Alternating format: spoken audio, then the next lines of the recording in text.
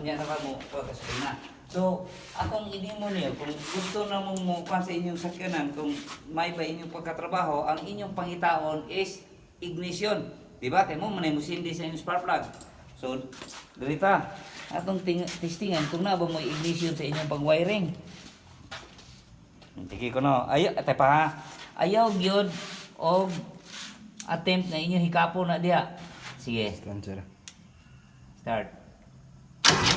Naa. So, kana siya kay naa man ato nang bubuo. I-connect. So naa naman to buot pa sa buot, naa gunay mo ana dire.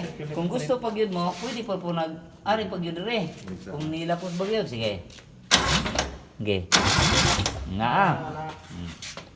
So ang atong kuryente gikan dito sa gikan dire pa. Ayaw na ko gi-explain. Gikan sa inyong platino, gatuyok siya, gahatag siya spark, paingon nga re. Asa siya gagi ang iyahang spark? Sa wire, sir. Asa nga wire?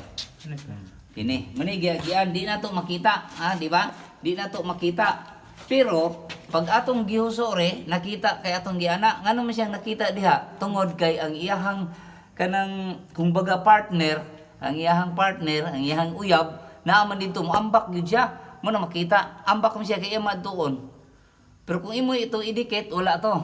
So kinahanglan ipa-distansya, ana makita. Matutong sa ng concept. Mo na siya makita nimo mo ana. So karon na natay spark. So kani dapat mo ni siya nalibot lang ko explain. Kini ato ni connect dire. Unsay purpose ani niya kani? Muni gitawag og condenser. Unsa may purpose sa condenser? Kung hinay imong kalayo or hinay imong spark, pwede niyang padakon. Kung kusog ra po gayo, pwede pa niyang pahinayon. So muna i-condense. Muna siya condenser. So iya i-condense, ha? So ana na siya i-apil ta na. Kay kani siya kung wala ni hinay gyud na siya. Hinay na siya kay loose og kuryente. So kung kani alalayan na siya dire, kay mo na siya capacitor ba? Capacitor. Muna siya iyang function. So ato siyang testingan kung mo ubo-ubo ba. So pag ubo-ubo ana, mo na siya kaana ro na guna siya.